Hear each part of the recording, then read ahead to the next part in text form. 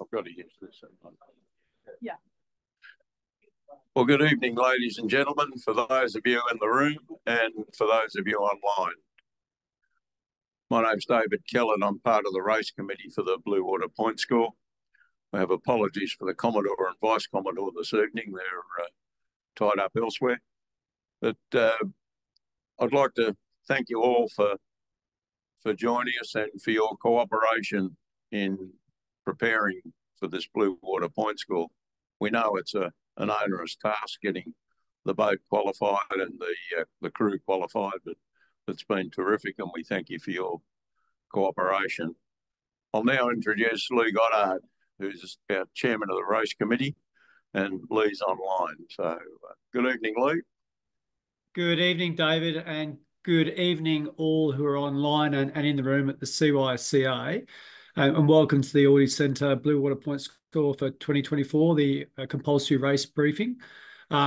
As David mentioned, Lee Goddard, I'm chair of the committee, and with David Kellett, with Noel Cornish, with Mark Pavillard, and also Peter Whitford. Again, this briefing is compulsory, and of course there'll be plenty of opportunity as well for you to ask questions or to clarify either now or leading up to the first race. And like David just did, I acknowledge the Commodore, Sam Haynes, who's currently overseas, also our Vice Commodore and chair of the sailing committee, David Jacobs, who also is absent, and also the team at the CYCA, but also a number of other stakeholders who are critical to the success, AMSA, our New South Wales, different authorities such as the Water Police, Marine Rescue, the Bureau of Meteorology, of course the media, and of course most importantly I acknowledge you, the competitors. So this Blue Water Pointscore season for 2024, it's on, starting of course with the Flinders Island race at 10 a.m. this Saturday the 21st of September.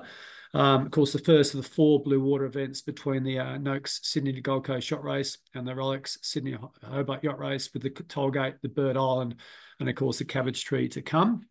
I remind you that for those who haven't heard me say it before, our role as the committee, as an independent committee, is to maximise participation in the race, and we've got a great turnout for Saturday and across the whole series, but also to make sure the race is safe, that it's fair, and it's as fast as possible in the way that we set it up. Mind you, our committee and everyone involved in the race essentially are volunteers. We're experienced, we're engaged and independent. We've got a broad range of backgrounds, and we are risk aware, not risk adverse. We understand the nature of offshore sailing and the exhilaration, but also the risks in actually conducting these events too. Our starting point, as I always state, while fair, and of course we can act with discretion, we are black and white in terms of our expectations and the race discipline to make sure the race is managed correctly, and that those who participate do so with the very clear directions that are providing the sailing instructions and within the rules. I thank all the owners and the participants, not least the skippers and navigators who are with us today, but everyone involved for their cooperation, and in particular regulatory compliance. As David mentioned, it's not always easy to get to the start line, but we do acknowledge and empathise and appreciate the effort. I just want to re-emphasise again the discipline of the SCED has changed. For those who were in the Noakes Sydney to Gold Coast Yacht Race, we've successfully proved a system, and we're not going back. While we have moved to satellite phones and SMS SCEDs, the discipline of the SCED remains the same. Please SMS your position to the dedicated number, which is in your sailing instructions, and will be included on the cover sheet published tomorrow.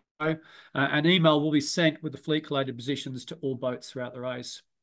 We have contingency plans for the full range of emergencies, and we always assume the worst conditions. We learn from precedents, and of course we adapt to changing regulations, and you'll see that, and not just in this series of races, but in the future as we go forward. Sailing instructions have been published, and of course in accordance with the CYCA summer program.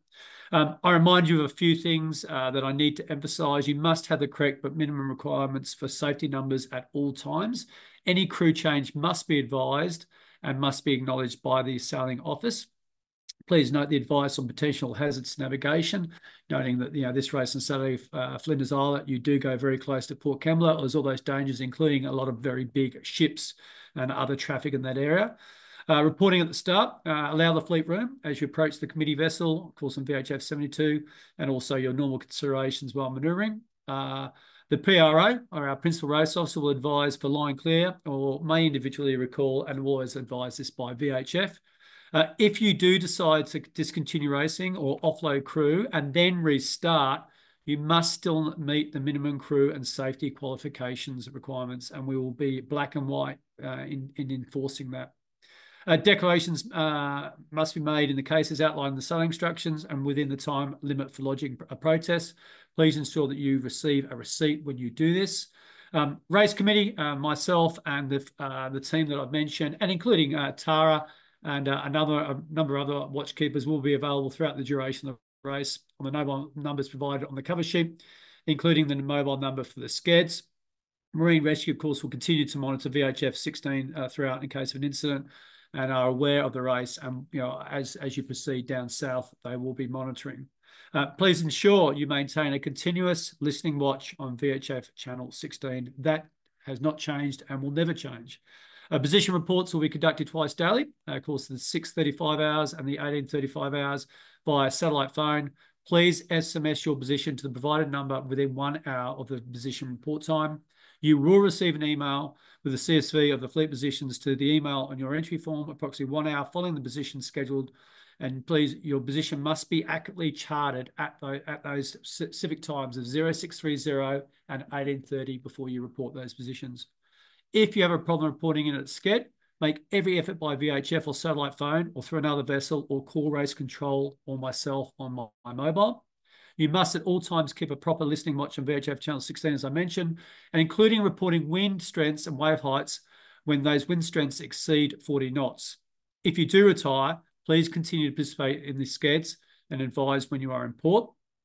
At the start, for all our races, media will be close to race in action, as you would expect, and this will be on a non-interference basis, and there may be movement between some boats.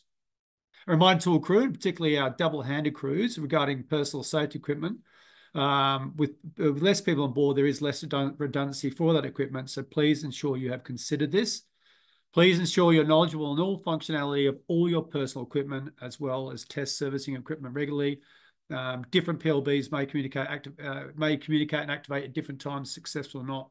So please make sure you do know your equipment. And of course, it should be tested and it should have been serviced at regular intervals coming into this race.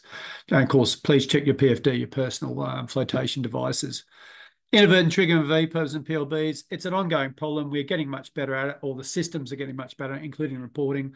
Please ensure you maintain and take good care of all your personal PLBs and EPIRDs. Man overboard, it's always a risk. Good VHF communication early, broadcasting, making sure you're deploying life-saving devices and dealing with your circumstances. And we are ready to assist as soon as we are made aware. Sea life. As many of us know, some of us personally in recent times, whales, dolphins, sunfish, we know there are more and more. We ask you to report any incidents of sea life at the first available opportunity. There's extensive technology now available to assist boats with preventing sea life incidents. Please contact the sailing officers in the future if you would like further information. Maintaining a good lookout by all means. Again, I would just remind you, Flinders Island is close to Port Kembla, and we have had incidents before, not just with sailing ships. I've had incidents when I've been on a Navy ship. So be careful and be conscious. General notices and paperwork, please comply. And we have set up a technical committee to oversee IRC compliance throughout the Blue Water Pointscore series. They can be contacted via the sailing office or at their own email, which is just simply technicalcommittee@cyc.com.au. So technicalcommittee@cyc.com.au, and they work with us as the race committee. Again, I thank the sailing office led by Tara and all those volunteers are involved in your race. And of course, the wider committees. Said all volunteers. So if you get to see one of them, say thank you, please. Race is on. Enjoy the race and look forward to being with you on Saturday morning and monitoring your progress. Back to you, David and Tara. Thank you, Lee. Do we have any questions? None in the room? Any online? None online? Yes?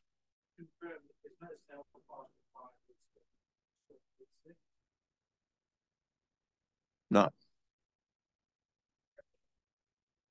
Yes, the question was, is there a sail pass with storm gear set?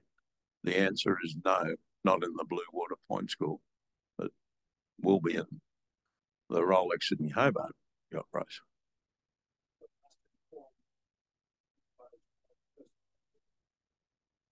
Yeah, you need to report in and POBs. Yeah. Thank you. I think everyone has signed in that's in the room, and we've got those online. So that concludes the briefing. The weather doesn't look too bad for this weekend's race, so hopefully it'll last all night and get you home as fast as we can. So thanks for your attention and good start. One more question. I'd say so. Bar and pizzas. Yep, 24/7. There you go. Okay, that's it. Thanks, folks. Thanks for your attention.